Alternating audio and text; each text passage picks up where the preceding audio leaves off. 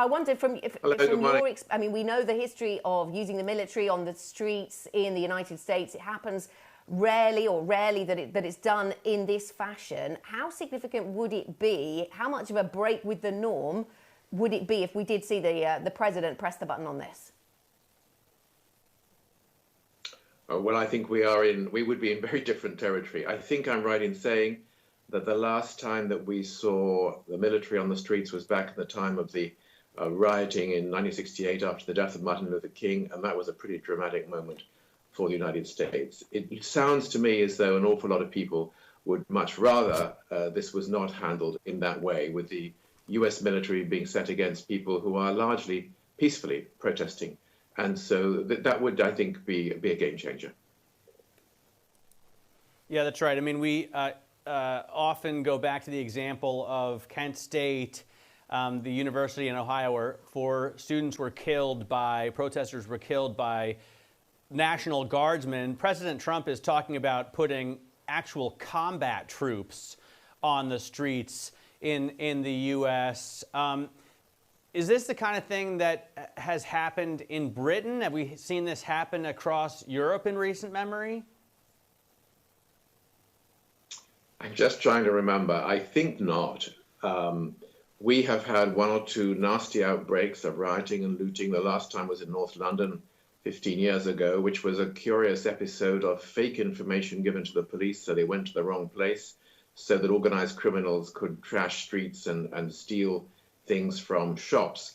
But it's quite a long time since we had that. I think in Europe generally people try to avoid that. And I think optically, at a time when the United States is quite rightly taking a very firm view on the suppression of peaceful dissent in Hong Kong, to have pictures in order to clear the streets for what looked like a photo op outside the White House, using military, or rather using the police and threatening to use the military, and talking even about the Second Amendment rights of the American people to take up arms.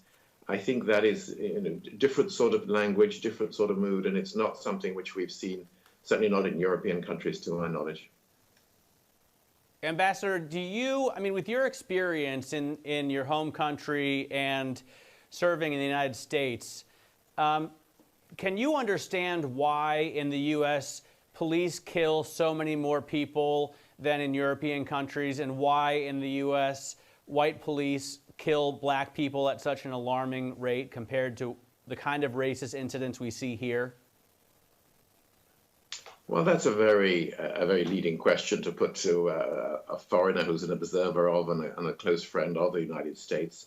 I would just make a couple of comments. One, and it's very easy for me to say this, but I think it's true, the fact that you have got hundreds of billions of weapons in private hands does mean that you've got more of a gun-driven society, which does mean that police are more likely to use weapons than they would otherwise be expected to do so. It does mean that you've got so-called vigilantes, people who take their guns out for no good reason and take the law into their own hands, whereas we have extremely fierce laws about the private ownership and use of weapons in European countries. So I suspect that is a part of it.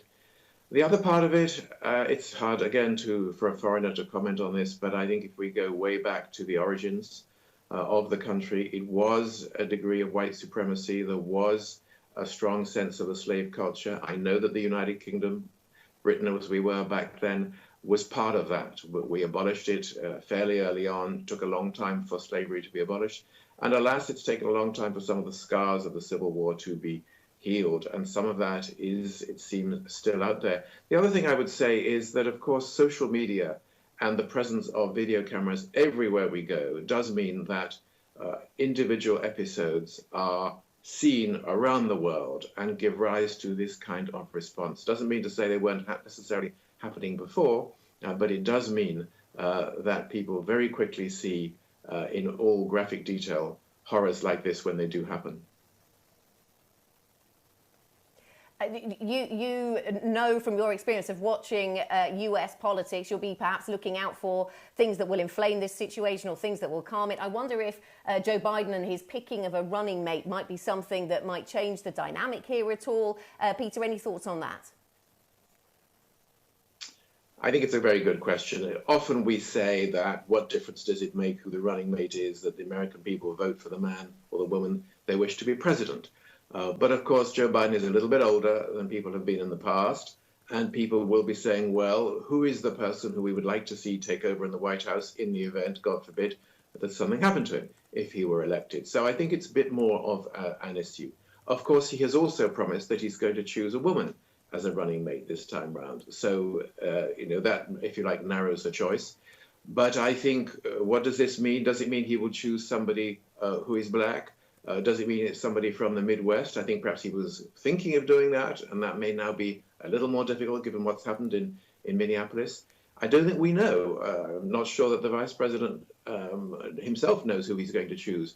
But I suspect you're right, that the eyes of America, maybe the eyes of the world, will be even more on the choice of running mate this time than they usually are.